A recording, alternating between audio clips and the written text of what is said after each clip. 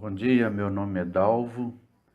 Vamos dar continuidade à leitura do livro O Evangelho segundo o Espiritismo. Hoje nós vamos falar da introdução número 4, Sócrates e Platão. Precursores da doutrina cristã e do Espiritismo.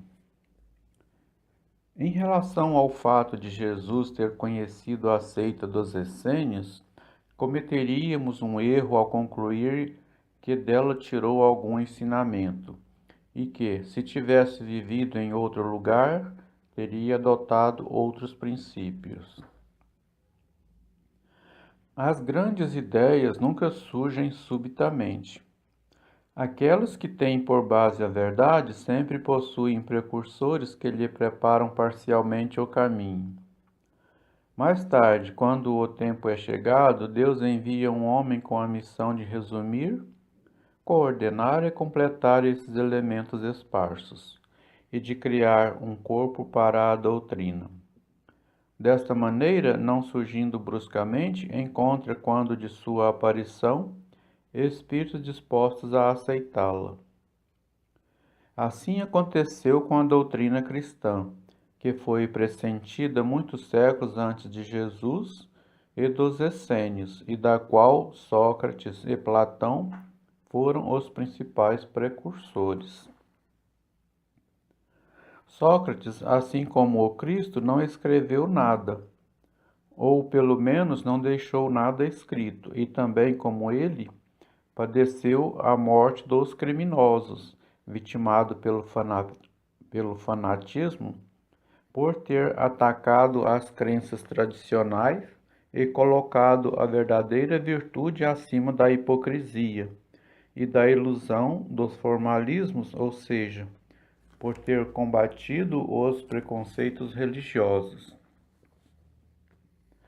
Assim como Jesus foi acusado pelos fariseus de corromper o povo com seus ensinamentos, também Sócrates foi acusado pelos fariseus de seu tempo, já que eles sempre existiram de corromper a juventude, proclamando a crença num Deus único, a imortalidade da alma e a vida futura.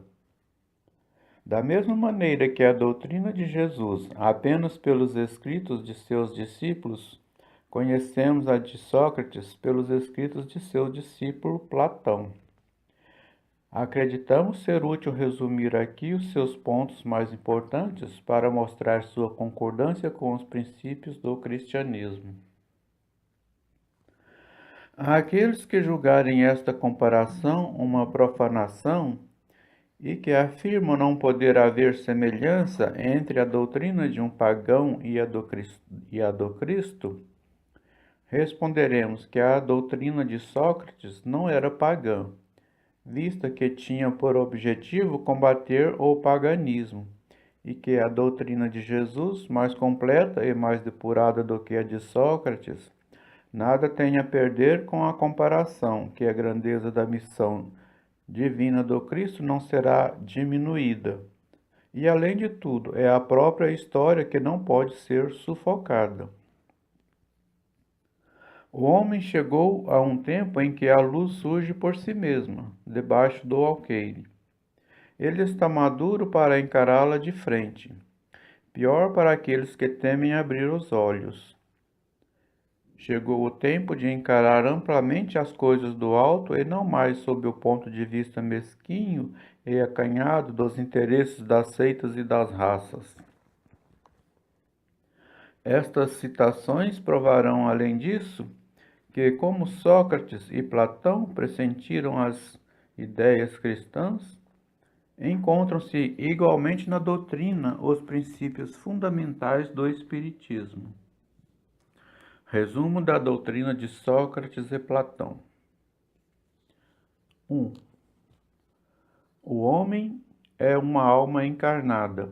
Antes de sua encarnação, ela existia junto aos modelos primordiais, às ideias do verdadeiro, do bem e do belo. Separou-se deles ao encarnar e, lembrando-se de seu passado, fica mais ou menos atormentada pelo desejo de voltar a ele. Não podemos exprimir mais claramente a diferença e a independência dos dois princípios: o inteligente, a alma, e o material, o corpo. Além disso, temos aí a doutrina da pré-existência da alma, da vaga intuição que ela conserva de um outro mundo ao qual deseja voltar, da sobrevivência ao corpo, da saída do mundo espiritual para encarnar e da sua volta a esse mundo após a morte. É, enfim, o germe da doutrina dos anjos decaídos. 2. A alma se perturba e confunde quando se serve do corpo para apreciar qualquer assunto. Sente vertigens como se estivesse ébria, pois se une a coisas que são, por sua natureza, sujeitas a mudanças. Em vez disso, quando ela contempla sua própria essência, volta-se para o que é puro, eterno, imortal, e sendo dessa mesma natureza, aí permanece ligada pelo maior tempo que puder. É aí que as suas perturbações então findam, pois ela está unida ao que é imutável, e a este estado da alma é o que se chama de sabedoria. Assim, o homem que considera as coisas terra a terra, sob o ponto de vista material, vive iludido. Para apreciá-las com justeza, é preciso vê-las do alto, ou seja, sob o ponto de vista espiritual. O verdadeiro sábio deve, portanto, isolar a alma do corpo, para ver com os olhos do espírito. Eis o que ensina também o Espiritismo. 3. Enquanto tivermos nosso corpo e a alma estiver mergulhada nessa corrupção, nunca possuiremos o objeto de nossos desejos, a verdade. De fato, o corpo nos oferece 1000 obstáculos pela necessidade que temos de cuidar dele. Além disso, nos enche de desejos, vontades, temores, 1000 quimeras e 1000 tolices, de maneira que com ele é impossível ser sábio em algum momento. Mas se não for possível conhecer com pureza coisa alguma, enquanto a alma estiver unida ao corpo, conclui-se de duas coisas: uma, ou que nunca se conhecerá a verdade, ou que só a conheceremos após a morte. Livres da loucura do corpo, conversaremos então, é de se esperar, com homens igualmente livres, e conheceremos por nós mesmos a essência das coisas. Eis porque os verdadeiros filósofos se preparam para morrer, e a morte não lhes parece de nenhum modo temível. Temos aqui o princípio das aptidões, dos dons da alma, obscurecidos pelas sensações do corpo físico, e da expansão dessas faculdades após a morte. Mas trata-se apenas de almas evoluídas, já depuradas. Não acontece o mesmo com as almas impuras. 4. A alma impura, nesse estado, encontra-se atordoada e é arrastada novamente para o mundo invisível, pelo horror do que é invisível e imaterial.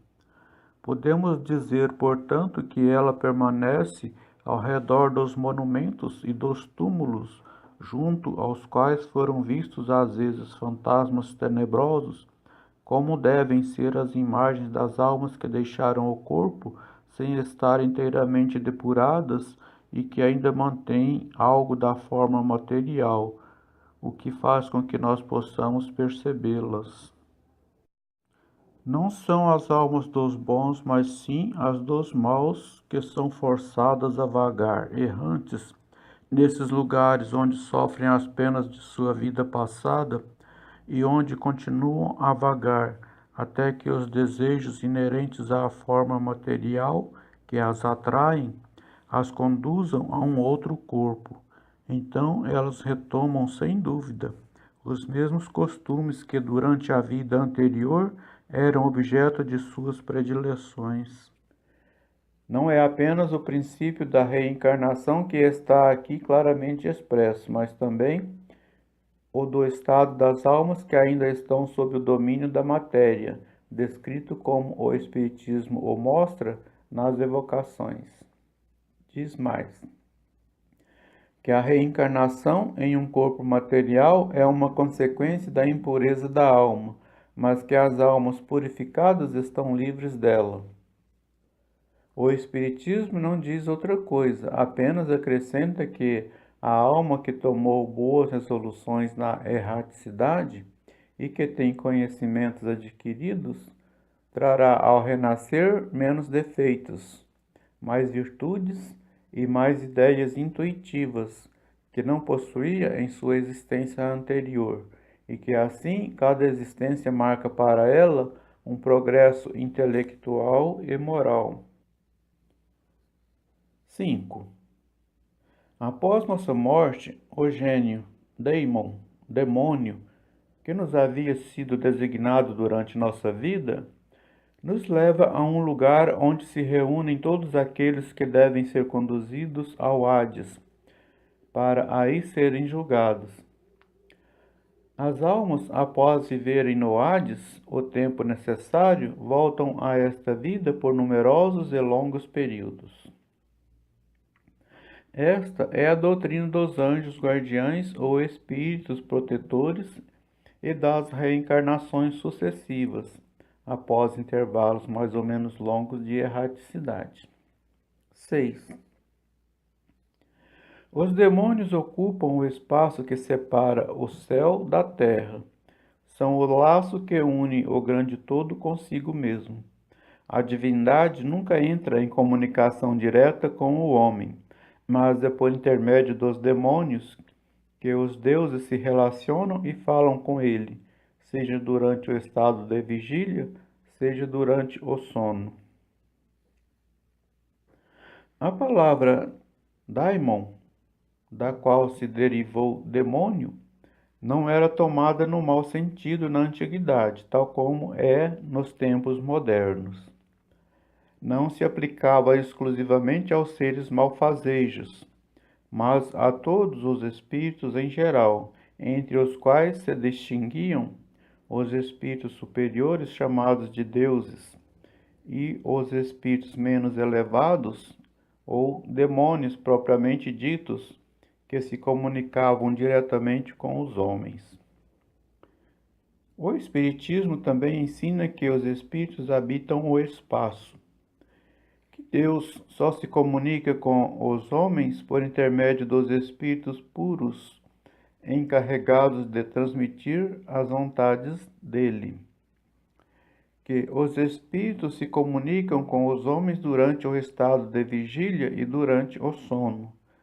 Se substituirmos a palavra demônio pela palavra espírito, teremos a doutrina espírita. Coloquemos a palavra anjo e teremos a doutrina cristã. 7. A preocupação constante do filósofo, tal como o entendiam Sócrates e Platão, é de dar mais atenção à alma e menos a esta vida, que não passa de um instante perante a eternidade. Se a alma é imortal, não é sábio viver em função da eternidade? O cristianismo e o espiritismo ensinam a mesma coisa. 8.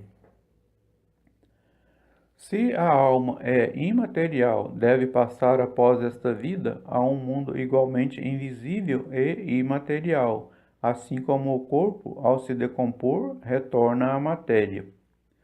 O que realmente importa é distinguir a alma pura, verdadeiramente imaterial, que se nutre, como Deus, de ciências e de pensamentos, da alma mais ou menos corrompida por impurezas materiais que a impedem de se elevar ao divino e a retém nos lugares de sua morada terrena.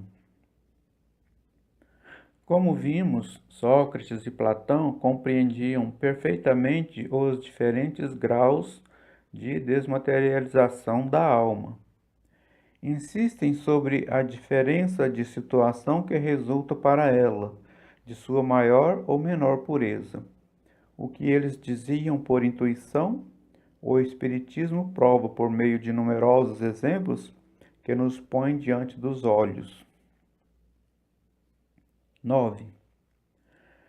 Se a morte fosse a dissolução do homem por completo, seria uma grande vantagem para as pessoas más após a morte, porque se libertariam ao mesmo tempo de seu corpo, de sua alma e de seus vícios. Aquele que adornou sua alma não com efeitos estranhos, mas com os que lhe são próprios, este sim, poderá esperar tranquilamente o momento de partida para o outro mundo. Equivale isto a dizer que o materialismo que proclame o nada após a morte seria a anulação de toda a responsabilidade moral posterior e, consequentemente, um estímulo ao mal. Que a pessoa má tem tudo a ganhar com o nada, que somente o homem que se libertou dos seus vícios e se enriqueceu de virtudes pode esperar tranquilamente o despertar na outra vida. O Espiritismo nos mostra, mediante os exemplos que nos põe diariamente perante os olhos, o quanto é aflitiva para uma pessoa má a passagem de uma vida para a outra, a entrada na vida futura. 10. O corpo conserva os vestígios bem marcados dos cuidados que se teve com ele ou dos acidentes que sofreu. Acontece o mesmo com a alma. Quando ela se liberta do corpo, leva consigo os traços evidentes de seu caráter, de suas afeições e das impressões que cada um dos atos de sua vida lhe deixou. Desse modo, o maior mal que pode acontecer ao homem é ir para o outro mundo com uma alma carregada de culpas. Tu vês, Cállicles, que nem tu, nem Polus, nem Gorgias saberias provar que devemos seguir uma outra vida que nos será útil quando estivermos lá.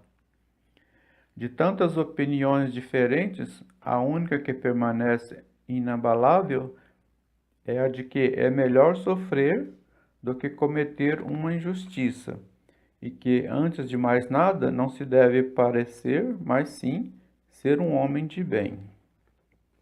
Diálogos de Sócrates com seus discípulos na prisão.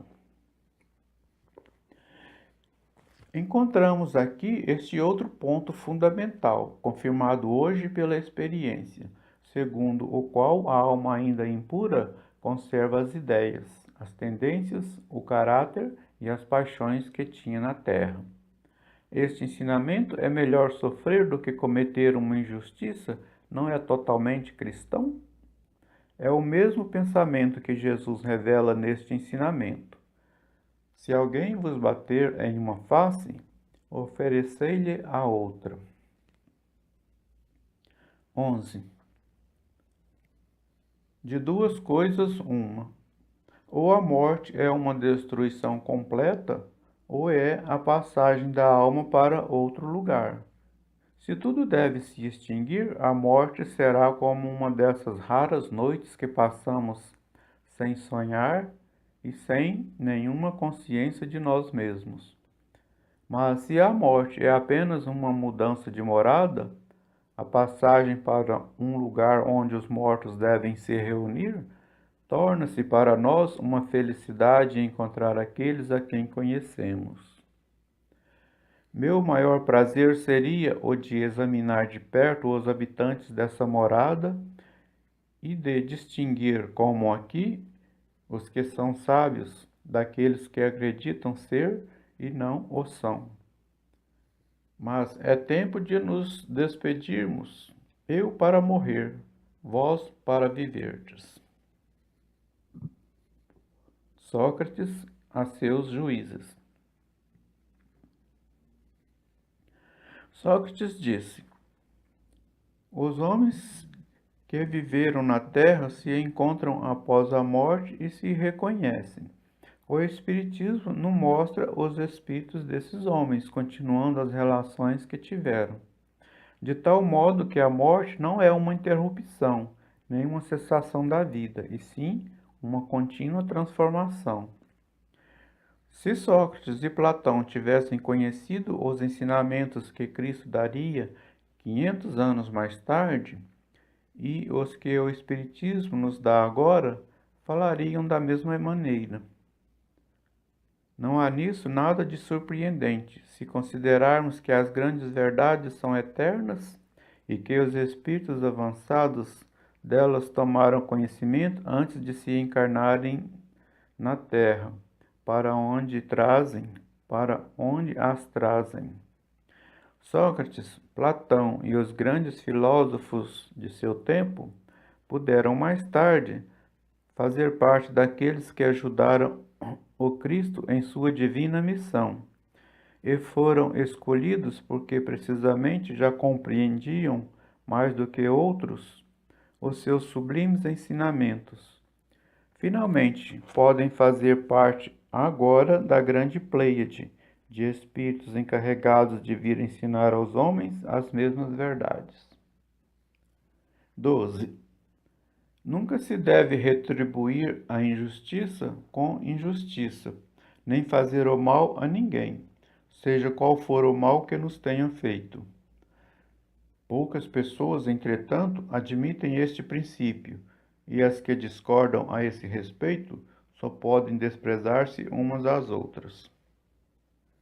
Não está aí o princípio da caridade que nos ensina nunca retribuir o mal com o mal e perdoar aos nossos inimigos? 13. É pelos frutos que se reconhece a árvore. É preciso qualificar cada ação segundo o que ela produz. Chamá-la má quando causar o mal e boa quando produzir o bem. Este ensinamento é pelos frutos que se reconhece a árvore, encontra-se repetido textualmente diversas vezes no Evangelho. 14. A riqueza é um grande perigo. Todo homem que ama a riqueza não ama nem a si mesmo, nem aquilo que possui. Ama a uma coisa que lhe é ainda mais estranha do que o que lhe pertence. 15. As mais belas preces e os mais belos sacrifícios agradam menos à divindade do que uma alma virtuosa que se esforça por assemelhar-se a ela. Seria muito grave se os deuses se interessassem mais pelas nossas oferendas do que pela nossa alma. Dessa maneira, os mais culpados poderiam conquistar os seus favores, mas não, pois só são verdadeiramente justos e sábios os que, pelas suas palavras e seus atos, resgatam o que devem aos deuses e aos homens. 16. Chamo de homem vicioso aquele que vulgarmente ama mais ao corpo do que à alma. O amor está por toda a natureza e nos convida a exercitar nossa inteligência. É encontrado até mesmo nos movimentos dos astros. É o amor que enfeita a natureza com seus ricos tapetes. Ele se enfeita e fixa sua morada onde encontra flores e perfumes. É ainda o amor que dá a paz aos homens, a calma ao mar, o silêncio aos ventos e o descanso à dor.